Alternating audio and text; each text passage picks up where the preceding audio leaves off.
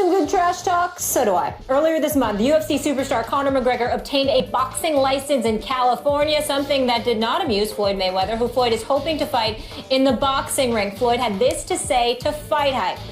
I don't fight in California. What did he get a license in California for? I'm going to tell you like this. He's blowing smoke up everybody's bleep. He don't really want to fight because I went to his boss. He don't really want to fight. He's just doing that to keep his name alive. You know what I'm saying? To stay relevant. He don't really want to fight. He's doing that, building his followers, but he is smart. Stephen A. Smith, what do you make of Floyd's latest comments on Conor?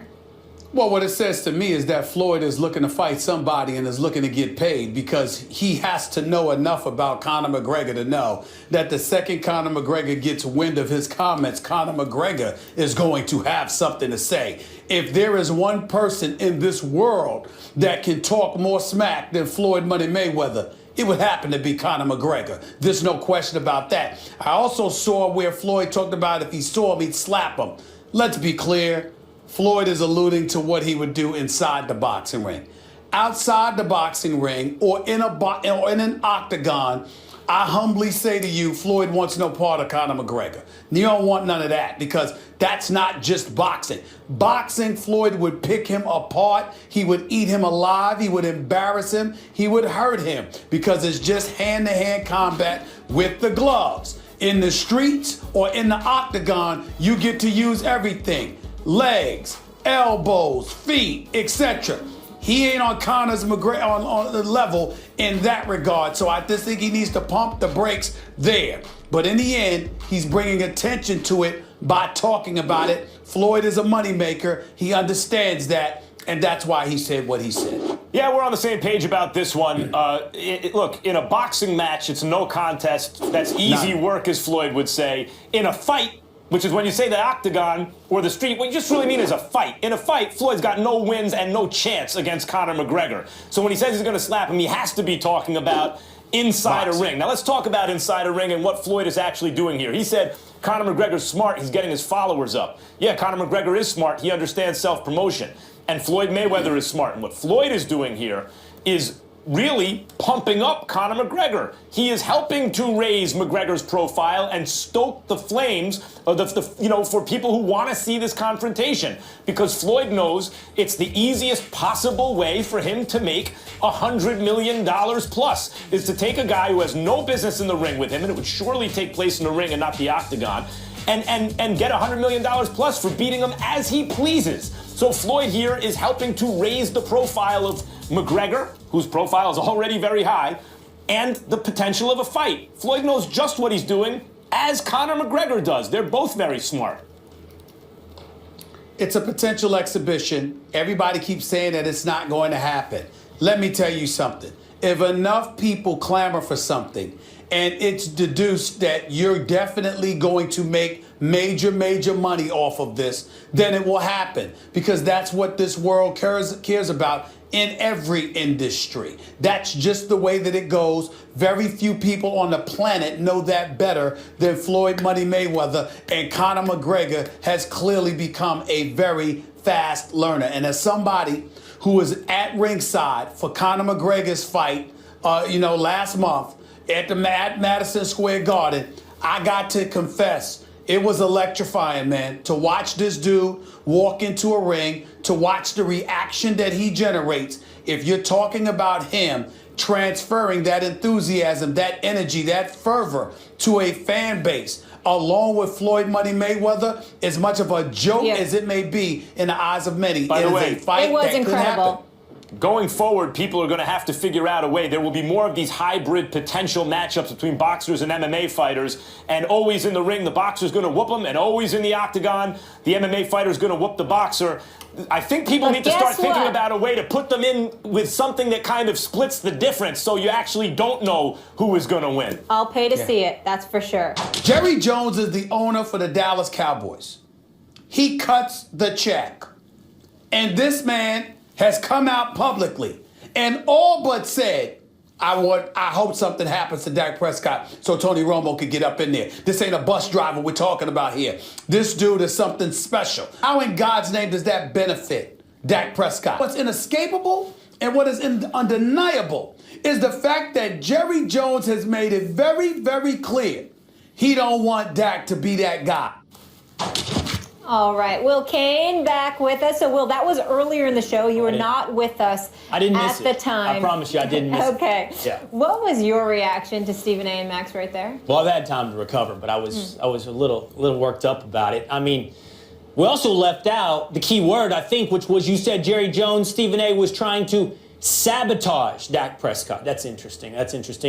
And Max says Jerry Jones has called Dak Prescott a bus driver. So let's make a couple quick points. It's amazing to me your low opinion, both of you, your low opinion of Dak Prescott. See, I have made the argument from time to time that the Cowboys should consider when they would move towards Tony Romo, that if Dak puts together a couple more games that are below average or not up to what the standards are of a Super Bowl team, they should consider Tony Romo. And the feedback I constantly get is, you don't care about this team, you're trying to undercut Dak? It's the same thing you're doing. You guys think Dak can't handle this? You think Dak's confidence is that weak?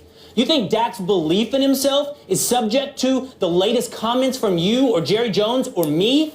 That is a low opinion of Dak Prescott. Earlier in the show, you both said, to your credit, that Dak could handle the outside pressure. If you can walk that far, why do you take such a left turn at the last moment? Stephen A., I know the answer with you. Jerry Jones wants to sabotage Dak Prescott. Your answer for that left turn out of nowhere is simply your bias. You just can't see the Cowboys the right way. You've admitted on the show that your emotion has clouded your judgment. But Max, you're a man who prides himself on being rational. If you could see the world in ones and zeros, that would be your preference. You want to see it all add up mathematically. But you say that Jerry Jones called Dak a bus driver? Yeah. You know he did not do that. You know how to read that quote, Max. He said He said Tony Romo is not a bus driver in comparing him to other backup quarterbacks, not in comparing him to Dak. No, a bus driver is a backup quarterback. Tony's not. He's saying most backups are bus drivers, and Tony is not. Boy, that. you read that. I don't know what your reading comprehension scores were, Will, but boy, you got that one wrong. Sorry. You are. First, I thought you were just creating a straw man in me to have something to whack at, because I agree that Dak Prescott's mentally very strong, obviously, and this kind of criticism is not going to affect him the way it would affect somebody else. But to argue that Jerry Jones is referring to other backup quarterbacks as bus drivers, when bus driver could be heard as game manager, and he's clearly saying Tony Romo is better than that? Who do you think he's talking about? This isn't a debate. I'm sorry, bud. You were wrong on this. The reading comprehension is clear. He's referring to other backups. He's saying our $100 million guy over here, $100 million guy, we're not talking about this being Kyle Orton over there. We're not talking about this being a bus driver. He's not saying the guy who's in the game, who's won him 11 games, is a bus driver. He's simply not doing that. He's saying Tony Romo is more than a guy who doesn't make mistakes and is a game manager. Bus driver might as well be read as game manager, which is what Dak Prescott's been accused of being, even though he's more. First of all, game manager is not a dirty word. And secondly, Dak Prescott's clearly shown to be much more than that. When he says that, he is elevating Romo at the expense of Dak. Stephen A. Well, I was actually enjoying the back and forth banter between the two guys. And I mean, in the case of Will, I find it not just ironic, but absolutely hysterical that he would accuse me of being biased when it comes to the Cowboys, as if he's not. I love how he just eradicates and omits himself from that equation. Like, oh, I'm not objective, but he is. He's just a paragon of virtue in that regard. Stop your nonsense. You know better. You have no objectivity when it comes to your Dallas Cowboys. Yeah, by the way, especially when it comes to Tony Romo. Because the one thing that easily a little child could predict when it comes to Will Kane is that it is important for him to be right. And how in God's name could you possibly be right if you ignored what Jerry Jones is trying to do with Tony Romo? You probably are the only person on the planet that wants Tony Romo in the lineup more than Jerry Jones. So who are you to sit up there and pick apart my statement, which are very obvious, by the way. Jerry Jones has a, hold on, zip it, listen. Jerry Jones is the owner for the Dallas Cowboys. Dak Prescott has won 11 straight. The only 2 losses has been to the New York Giants. They are 11-2, clearly in position to win the NFC East, clearly in a position to be the #1 seed in the entire NFC. And yet Jerry Jones is talking about what a great, great moment it would be if Tony Romo found his way back into that lineup. What do you call that, Will? What do you call it? Honesty. That's what I call it. Oh, Honesty. Honesty in terms of his feelings? Yeah. In terms of his feelings and his wishes? My turn. And his wishes? My turn. Let me tell you this. You're right. I don't lie to anybody. I'm not here playing a role. I'm not acting. I have bias on the Cowboys. It is true. As do you. I have a positive bias towards the Cowboys. You have a negative one. You have a negative one. You know the difference between you and me? Don't sit there and leave it on me. That's all I said. Don't forget yourself. Okay, but the difference between us, while we both have our bias, is that I've been right and you've been wrong. How? I have sat here with you week after week, except for the weeks when you couldn't face the competition with me, telling you the Cowboys were going to win, starting with the Washington Redskins in week 2, all the way through now. You have been wrong.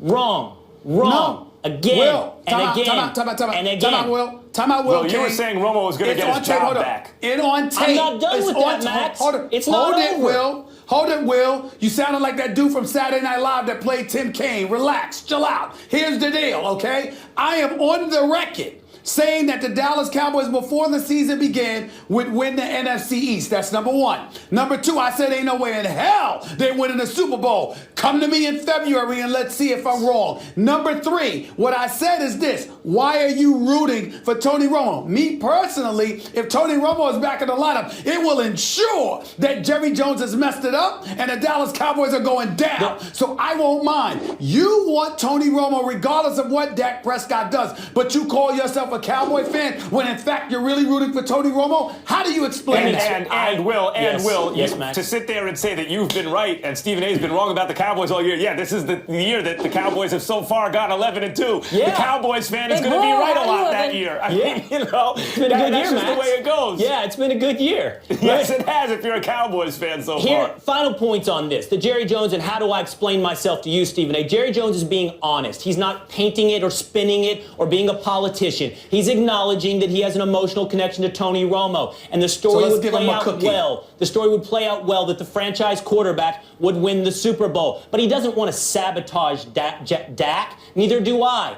I think the Cowboys can win a Super Bowl with either. I think Tony increases the odds. I'm not alone, by the way. Dominique Foxworth, Bomani Jones, other people have acknowledged this as well. I'm not alone here. Would Dak Prescott be anything less than sabotage if Tony Romo ends up in the lineup, even if he doesn't get injured, but Tony Romo still found his way up in the lineup? Would that not be sabotage?